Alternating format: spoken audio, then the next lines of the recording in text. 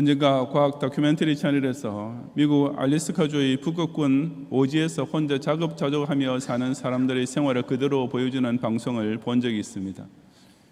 이들은 아주 가끔 멀리 떨어져 있는 좀 큰 마을로 가서 꼭 필요한 물품을 사오는 것 외에는 그의 모든 것을 자기가 직접 구하거나 만들어서 조달하고 있었습니다. 물론 식량도 대부분 직접 마련해야 했는데 가장 대표적인 방법이 사냥이었습니다. 사냥은 주로 총을 사용하지만 때로는 덫을 놓아 짐승을 잡게 되는데 무작정 남획하는 것은 아니고 법에 따라 일정한 기간 동안 잡을 수 있도록 허용해 준 숫자를 꼭 지키고 있었습니다.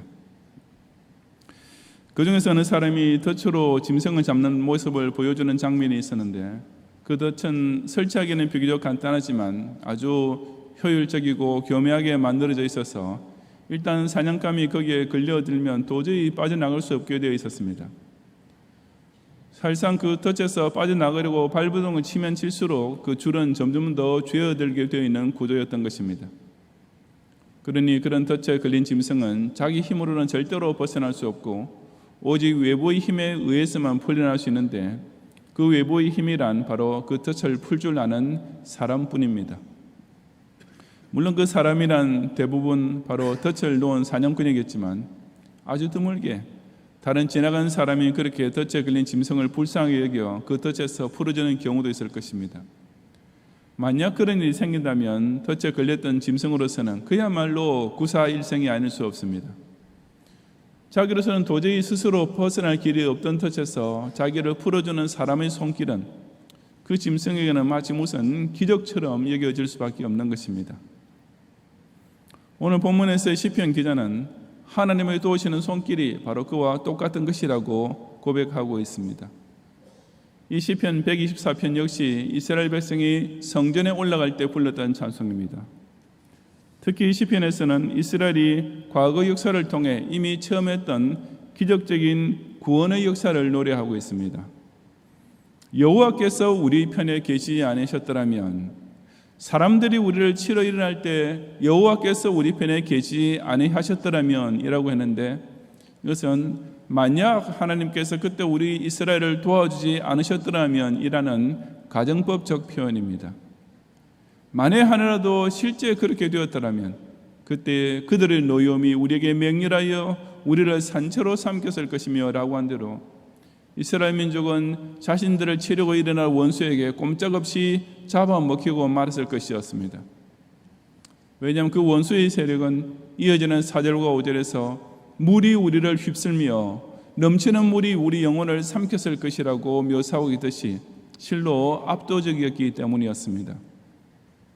마치 모든 것을 한순간에 휩쓸어가는 홍수처럼 원수가 덮쳐올 때 1절 하반절에서 우리가 어떻게 하였으랴라고 이 시편 기자가 고백하고 있듯이 이스라엘 백성은 실로 속수무책으로 당할 수밖에 없었던 것입니다. 하지만 실제로는 그렇게 되지 않았습니다.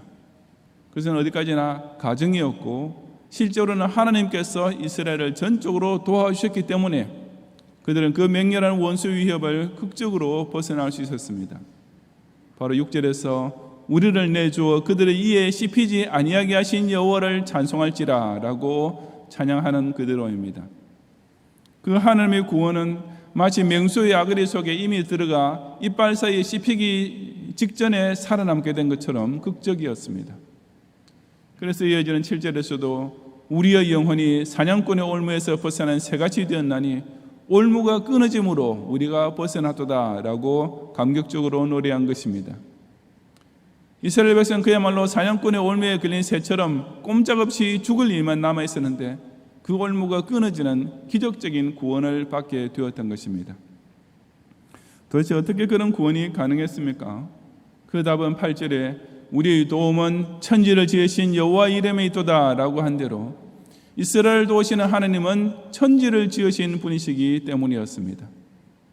덫에 걸린 짐승은 스스로 그 덫을 풀 길이 없지만 사람은 풀어줄 수 있듯이 원수의 올무를 스스로의 힘으로는 도저히 벗어날 길이 없지만 천지 만물의 창조주께서는 능히 아주 간단히 하실 수 있는 일인 것입니다.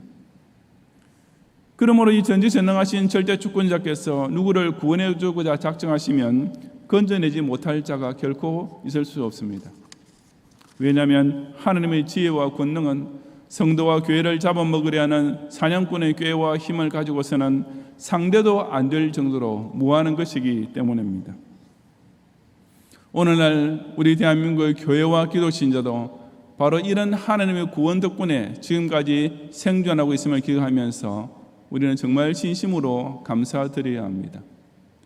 지금부터 제가 드리는 말씀이 혹 마음에 들지 않은 교우들이 이 자리에 계신다면 그저 저희 개인적인 간증이라고만 생각하시면 됩니다.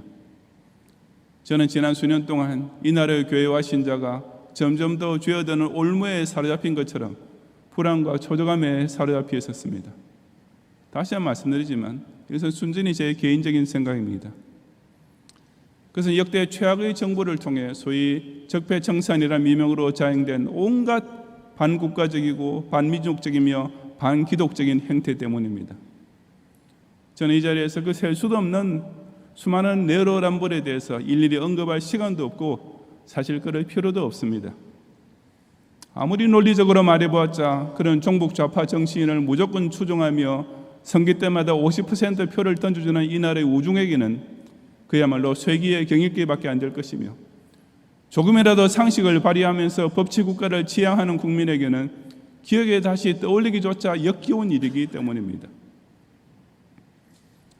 그래서 저는 사실 지난 5년 동안 개인적으로 전임 대통령 중 두 분에게 정말 미안한 마음이 들었습니다. 김대중 대통령은 비록 햇볕 정책이라는 큰 이적 행위를 저지르긴 했지만 그 때문에 김정일이 핵폭탄을 만들 수 있다는 사실을 부인하지는 않는 양심은 가지셨습니다. 노무현 대통령은 김대중 대통령보다 더 친북 정책을 펼치긴 했지만 그래도 미국과의 FTA를 성사시켰고 이명박 대통령이 서울시 시장이었을 당시 모든 강요들이 반대에도 불구하고 청계천 공사를 적극 지원해줄 정도로 나름대로 공정한 정치를 했으며 뇌물수수 용의로 퇴임 후에 기소될 처지에 놓이자 유죄 판결을 받는 이보다 차라리 자살을 택할 정도로 자신의 명예를 지키려 했던 분이었습니다. 사실 이 두 대통령도 재임 당시에는 제가 무척 비판적이었는데 웬걸 지난번 정부가 들어서자마자 문자 그대로 구관이 명관이었습니다. 집권 초기에 헌법 수정을 계획하면서 대한민국은 민주공화국이다라는 헌법 1조 1항에서 민주라는 말을 쏙 빼고 대한민국은 공화국이다라는 문구로 대체하려 했는가 하면 신정권이 들어선 후에야 겨우 공론화되고 있는 대로 서해 공무원 피살 사건을 두고 월북 시도라고 뒤집어 씌움으로써 자국민의 생명을 지켜야 할 정부의 책임을 져버렸으며 분명히 귀순 의사를 밝힌 북한 어부들을 신뢰할 수 없다는 어처구니 없는 이유를 들어 그냥 김정은의 소나기로 돌려보내버렸습니다. 실로 최악이라고 생각했던 사람보다 더 최악의 종북 좌파 대통령을 보게 되었던 것입니다. 그런데 지난번 대선에서는 그 최악을 뺨칠 정도로 더 최악인 사람이 대통령 후보로 나온 것을 보고 저는 아연 실색하지 않을 수 없었습니다. 오늘 밤에 여러 차례 말씀드리지만 제 말에 동의하지 않은 분은 그저 저희 개인적인 헛소리라고 치부하셔도 좋습니다. 하지만 저는 그런 분의 사고 구조가 어떻게 되어 있는지 좀 궁금하기는 합니다. 만약 기독 신자 중에도 그런 사람이 있다면 그런 분의 신앙과 양심이라는 것이 도대체 어떻게 된 것인지 제게는 그저 미스터리일 뿐입니다. 아니 우리 대한민국이 어쩌다가 전과 사범이요 조폭 앞에 두 손 공손히 모으고 서 있는 사진이 찍힌 시장이었으며 박근혜 대통령을 탄핵하고 감옥에 넣었던 사건과는 정말 비교조차 될 수 없는 엄청난 권력형 부정 의혹이 있는 사람이 대통령 후보로 버젓이 나올 수 있는 나라가 되었습니까? 그러니 이미 전 정권을 통해 온갖 입법 독재 체제가 완전히 갖추어진 상태에서 그 후보가 대통령에 당선되었더라면 정말 자유민주주의 대한민국은 완전히 끝장나고 사회주의 공화국으로 치달았을 것입니다. 제가 너무 오버한다고요? 한 나라가 그렇게 쉽게 넘어갈 수는 없다고요? 홍콩이 중국으로 넘어간 후 원래 일국 양제 약속은 온데간데 없이 사라지고 지금 홍콩 시민 중에 얼마나 많은 사람이 시진핑의 독재에 반대하다가 투옥되거나 망명을 떠나고 있는지를 보면서도 그런 말이 나옵니까?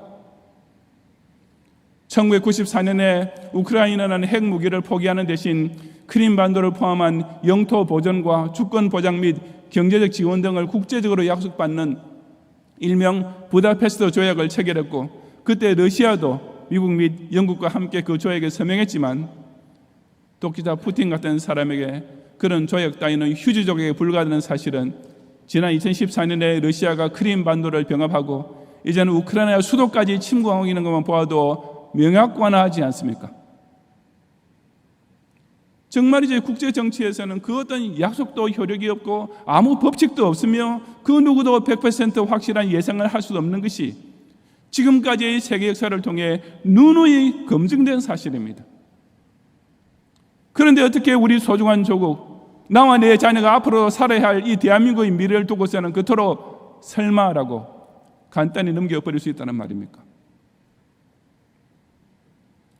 여러분 중에도 그런 생각이 그저 기우라고만 치부하는 사람이 있을지 몰라도 저는 정말 피부에 와닿는 두려움이었던 까닭에 지난 대선에서 겨우 0.7%의 차이로 보수 정당 대통령 후보가 당선 확정된 순간 마음속으로 하나님 정말 감사합니다 라고 절로 감사 기도가 터져 나왔습니다.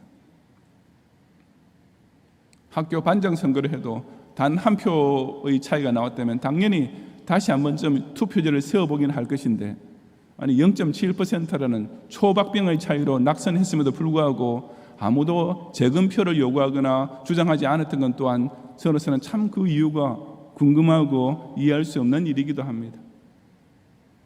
하여튼 어쨌든 그 0.7% 차이는 실로 하나님께서 우리 편에 계셔서 사냥꾼의 올무에 걸린 새와 같았던 조국을 기적적으로 구원해 주신 순간이었다고 저는 확신합니다. 정말이지 여호와께서 우리 편에 계시지 아니하셨더라면 그 종북 좌표의 맹렬한 노여움이 이 나라의 교회를 산채로 삼켰을 것이며 그 압도적인 중우 정치의 물이 조국 성도의 영혼을 순식간에 삼켜버렸을 것이 분명합니다. 그러니 실로 대한민국의 교회와 기독 신자를 그들의 이해에 씹히지 않게 하신 여호와를 저 역시 진심으로 찬송하며 감사하지 않을 수 없는 것입니다. 요즘도 불리고 있는지 모르겠지만 제가 대학생 시절에 즐겨 불렀던 복음성가 중에 오 우리 영혼이라는 찬송이 있었습니다. 바로 오늘 본문을 가사로 인용한 것으로서 오 우리 영혼이 벗어났도다 사냥꾼의 올무에서 새같이, 그런